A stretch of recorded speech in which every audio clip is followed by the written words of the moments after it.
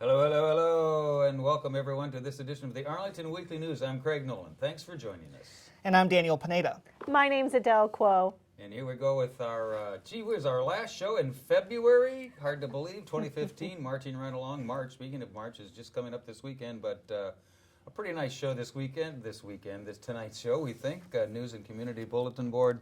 Adele is here with... It's easy being green. Indeed it is. News and CBB, News for Seniors. Miriam is here with an interview, and that's our show. But before we begin, a social media reminder. Absolutely, Mr. Nolan. You can watch the Arlington Weekly News on our YouTube channel. That's youtube.com/Arlington Weekly News and the number 1, and also facebook.com/Arlington Weekly News. YouTube and Facebook, give us a spin. Okay, here we go. The first of our news items. Well, Arlington County firefighters have responded to smoke in Roslyn Metro, not once, not twice, but 3 times over the last week. Over the weekend, February 21st and 22nd, there were reports of fire and smoke in Roslyn's train tunnel. The smoke was attributed to a maintenance issue, and then on Wednesday, February 25, a third smoke incident was reported, and at the time of our news taping here, the smoke was said to have come from a train headed for the district. The Washington Metropolitan Area Transit Authority, or WMATA, has been under scrutiny in the recent past. Just in January of this year, a fatal accident involving heavy smoke at LaFont Plaza resulted in the death of a woman and hospitalization of several other people. Daniel. And Craig, in January, we reported on an incident where some local dogs were hospitalized after eating poisoned treats left on the ground. The food, raw sausages stuffed with pills, were scattered along the sidewalk of North Columbus Street. The pills have been tested and the results are in. The pills were no-dose caffeine pills. And according to the Animal Welfare League of Arlington, or WLA spokesperson, the dogs showed relentlessness, accelerated heart rate, and distended abdomens when they were brought to local veterinarian hospitals. The perpetrator is still at large. If you have any information that can help catch whoever's responsible, call AWLA at 703-931-9241. All right, Daniel, that's rather disturbing news. I hope we can find the person responsible for that. Absolutely. Well, Arlington County Take-Two School Board has agreed on a final design for additional construction at McKinley Elementary School. There will be an additional 225 seats, 12 additional rooms, including 9 classrooms, extra parking, an outdoor learning environment, and a school and community multi-purpose room complete with a stage. And on top of that, there'll be some renovation of the existing infrastructure, including the drainage systems and playgrounds. The work should be completed by 2016-2017 school year. So that's good news for McKinley students. Daniel. Great news, yeah. Well, speaking of infrastructure, here's a reminder that water mains can become casualties of the freezing temperature we've been experiencing recently.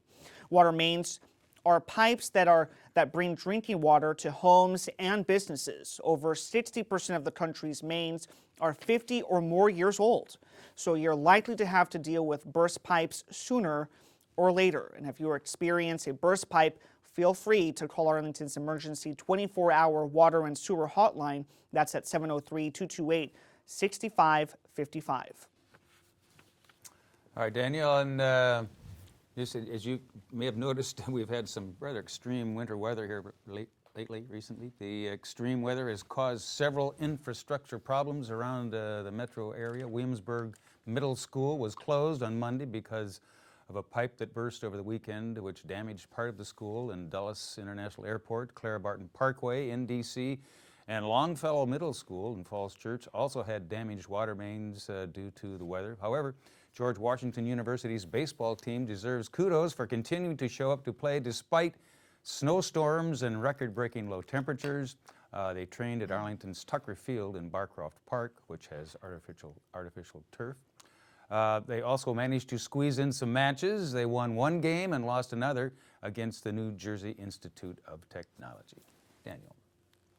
And Craig, another Arlington sports person wasn't deterred by the awful weather. Capitals forward Eric Fair dropped by Arlington Public Library's Westover branch for Monday night story time. The number 16 hockey player scored big with some little people by reading the new kids' book, The Bulliest Dozer. He also signed hockey sticks, books, a card, and much more. Money from the book will go towards Playbooks DC, a nonprofit focused on helping children improve their social skills. And Daniel and I will be back with our CBB file right after we hear from Adele Quo, and it's easy being green. Here's Adele. Hey, Adele. Hey everyone, my name's Adele Quo, and yes, it's easy being green with green roofs. Today I have my mascot here, Joe Tree Frog, with his green roof home next to him. Arlington has garnered many green awards, but what does Arlington look like from a bird's eye view? A sea of black-gray rooftops. The average black roof temperature during the day is 175 degrees Fahrenheit, while the highest temperature ever recorded in the Sahara Desert is 130 degrees Fahrenheit.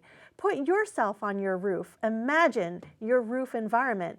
It's hot, hotter, drier, and more harsh than the Sahara Desert. Repeat this desolate environment for each rooftop throughout Arlington County. How did we come to this? A sea of inhospitable asphalt shingles. Well, they're cheap to make, pretty easy to install, therefore widely available, and have become today's most popular roofing material. Nearly 70% of U.S. roofing installations use asphalt shingles. Your roof is one of the largest non-porous surface areas of your property. 1-inch rainfall on a 2,000 square foot impervious house roof sends 1,250 gallons of water to our storm drains. Multiply 1-inch rainfall on 16 rooftops will fill one 20,000 gallon swimming pool. When it rains, watch the enormous quantity of dirty stormwater flooding our storm drains, emptying into our local streams. Is this the best roofing solution for the 21st century? Through Arlington's Green Home Choice Program, GHC, funds are available for certain GHC projects that will incorporate green roofs. Green roofs are not new. Technology has improved, making green roofs available and appropriate for nearly all climates and areas of the U.S. A well-designed green roof will provide several benefits for people and planet. On a 90-degree day, a green roof is only about 80 degrees Fahrenheit. The lower roof temperatures will help regulate your home's internal temperature, save money on heating and cooling, extend your roof's lifespan by 2 or 3 times, reduce stormwater runoff, and provide psychological benefits by connecting your family with nature. So remember, it's easy being green with green roofs. Catch that rainwater. That's right. Absolutely. Slow it down. Good Don't let it stuff. go to your storm drains. Appreciate it. Thank you, Good Adele. stuff. Thanks, Adele. We appreciate it. All right, moving right along now, as promised, our CBB, or Community Bulletin Board file. Here we go. Arlington Mill Senior Center is hosting an arts and crafts showcase on Friday, February 27, 10 till noon. Arlington Mill is at the corner of Columbia Pike and South Dinwiddie Street. There'll be no sales or commissions, just a presentation of different kinds of arts and crafts by Arlington residents. The showcase is free, FREE free, and open to the public. For more information, give them a call. Here's their number. I think it's on your screen right down there, 703-228-7369. Daniel. And Craig, you can celebrate the end of Black History Month. That's on Saturday afternoon, February the 28th, at Charles Drew Community Center. Arlington's 23rd annual Feel the Heritage Festival is a fun, free event with lots of activities including live music and dance. A hall of history with photos and artifacts from Arlington's historically African-American churches and other organizations, children's activities, soul food, and several vendors. Call 703-228-3329 or email lbarragan@arlingtonva.us for more information. Craig. All right, Daniel. And for those of you who don't know or do know what a balalaika is all about, here's one for you. Saturday evening from 4 to 5 p.m., Friday, February, I don't know if it's a Friday, it is, the 28th, no, it's a Saturday. You can listen to Russian balalaika folk music. The Washington Balalaika Society, or WBS, will feature their Ruski Muzikanti ensemble in performance at Arlington's BPOE Lodge. Their address is 8421 Arlington Boulevard. For more information and to find out more about this event and balalaikas in general, give them a call. Here's their number, 703-764-0048. Daniel. And Craig, the Arlington Historical Society, or AHS, and Columbia Masonic Lodge, that's number 285, are hosting the 2015 Arlington Historical Essay Contest. This is an annual competition for 11th graders in Arlington Public Schools. This year's topic is During the Civil War, Arlington found itself at the boundary between North and South, both culturally and militarily. Describe and discuss the effects of this juxtaposition, both then and subsequently. The deadline is April the 7th. The winner gets $1,000 and their essay will be published in Arlington Historical Magazine. The runner-up will receive $500 and there's $300 for the third place finalist. Email info@arlingtonhistoricalsociety.org or visit their website, arlingtonhistoricalsociety.org, for more information. All right, Daniel. And up next in this edition of the Arlington Weekly News is our News for Seniors file. Here we go. If you miss celebrating the Chinese New Year on February 19th, then you can celebrate Chinese music and culture at another event. The Lee Senior Center is hosting a seminar Friday, March 6th at 11 in the morning. Speakers will give insights on traditional music beyond the waist drums and bamboo flutes that we typically hear about.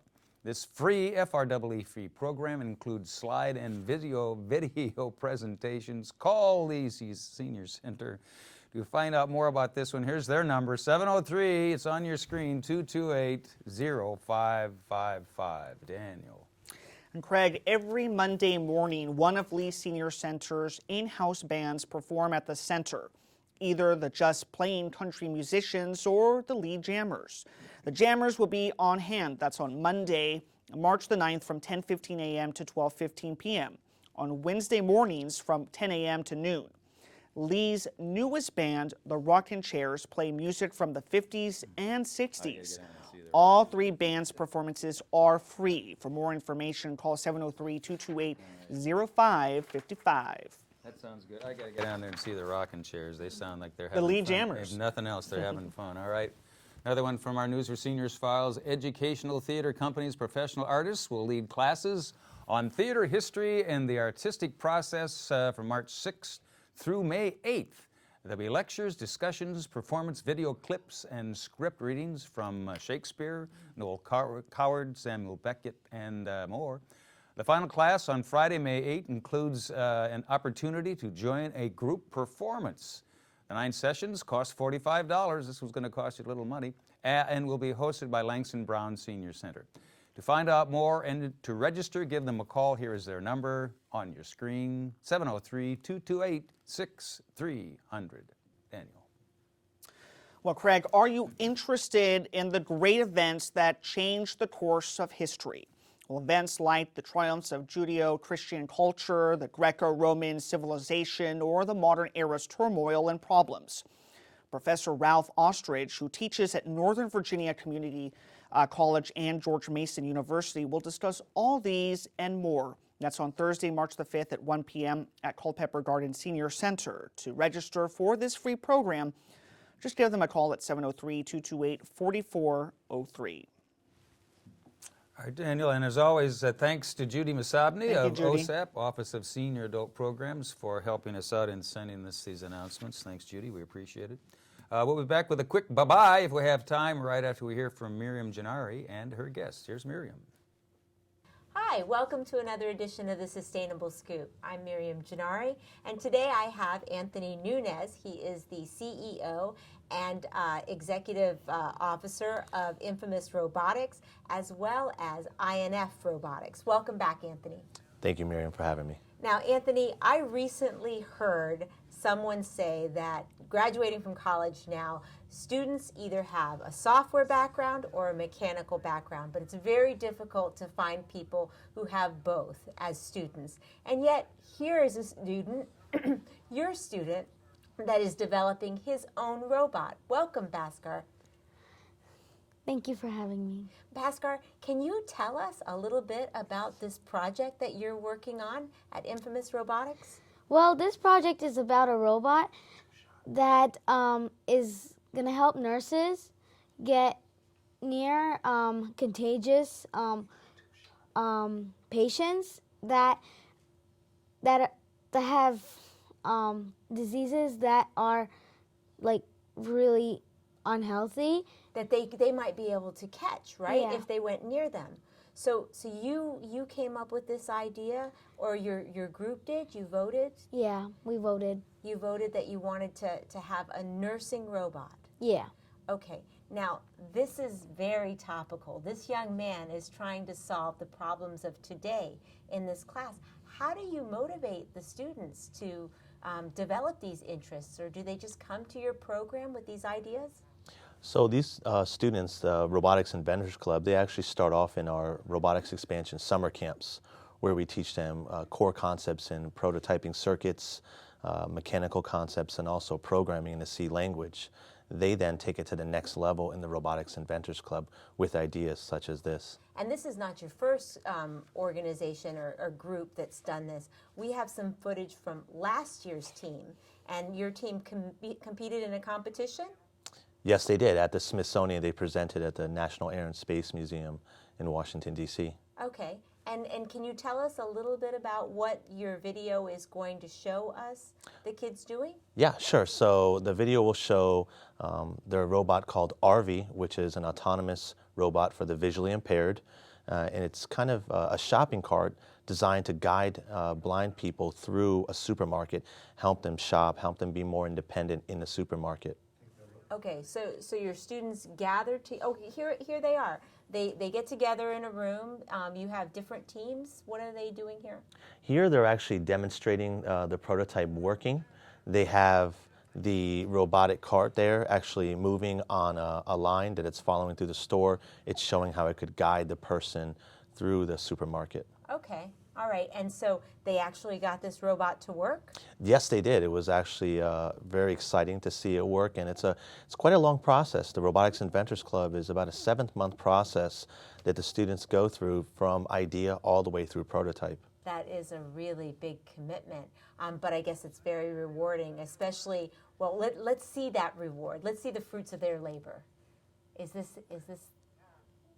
So this is another clip of RV, and here you can see the different teams, the electrical engineer team, the mechanical engineer team, and the software engineer team, all running different tests on the robot and making sure their part works on the prototype. Now that's fantastic, Bhaskar. We're also going to see your team and some of the work that you're doing. What is the deadline for you to complete this project? It's by the end of March and the end of February and the beginning of March. Okay, so it's coming up. And what team are you on? The electrical engineers team. Okay, so let's just take a look at you and you working with your team. Oh, here we go. What are they doing here, Bhaskar? When we're in our team, we are trying to figure out where to mount the sensors on the robot. Okay, so you've got to not only figure out where to mount the sensors, but you've also got to figure out how it's going to move. Yeah. You've got to figure out you also said that there's teams that are figuring out the layout. Your robot has a memory, right? Yeah. And where is that memory stored? That memory is stored in this little kind of like board thing called the Arduino, and there it has a microchip where the info is stored, and that gives it to like the motors, and the motors run in it. Okay, and now your Arduino stores information and the kind of information that your team's working on in this next video, which is what? What are they doing here, Bhaskar?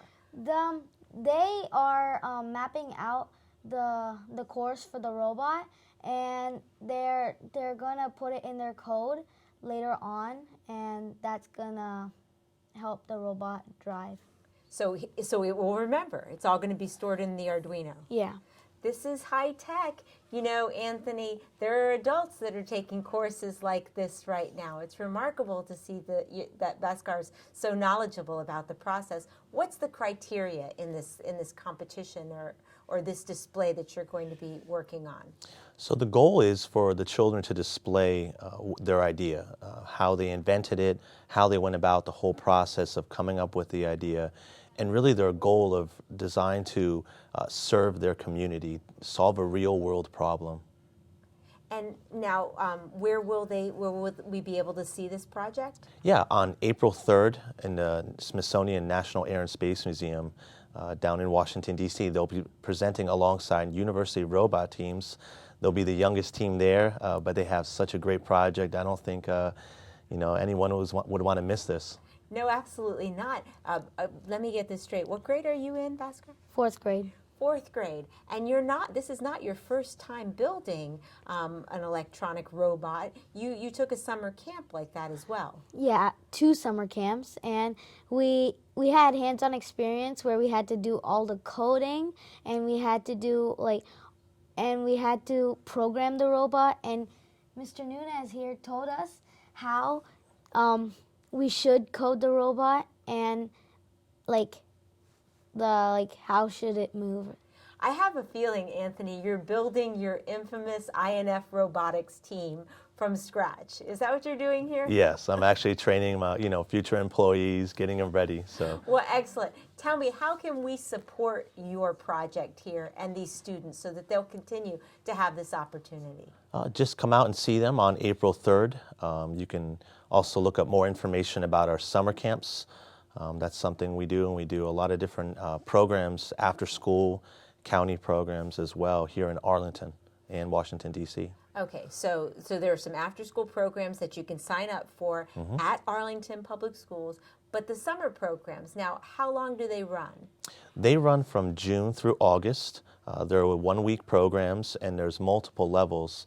So a student could take 1 week in the prototyping circuits course, and then 1 week in the programming the C language course, and they could enter into the Robotics Inventors Club in the fall. Outstanding. And now tell me, your students, I saw in the video, male and female. Is there an even split? Do you have as many girls as you do boys? Sometimes more girls than boys because we have a STEAM curriculum, a science, technology, engineering, and art and math curriculum. Because we bring in the arts, we do get a lot of young women in our programs, which is very exciting to see. Well, not just that, but I mean, in developing any new idea, you really do have to be very creative. And you have to overcome other people's thinking that you can't do it, right? Yeah. Now, if you were to solve this problem and you were to be able to assist people with your robot and help sick patients, do you think that this is something you might want to go into as a career? Is it a little early to ask such a question? Yeah, I think so. All right. Well, I won't ask you that, but I will ask you, Anthony, what is the most rewarding part of what you're doing with these students? Just seeing them get excited about building a robot and learning about these engineering and math concepts that are very challenging.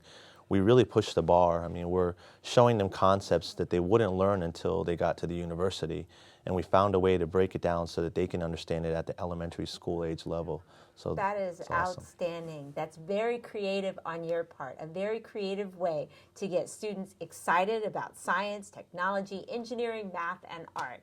Are you excited about that? Yeah. You are? Well, I wish you all the best of luck at your competition, and I hope that our viewers will go to the Building Museum and see the competition and support you.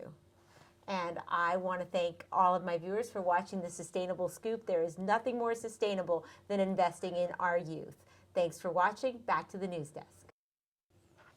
All right, thanks, Miriam, and thanks to all of you for watching this edition of the Arlington Weekly News. Anything to add before we go? Lady and gentlemen? No, stay warm. Stay warm, Stay yeah. warm, and hopefully the freezing temperatures of February are behind us. Yeah. Looking forward to some March temperatures and think spring.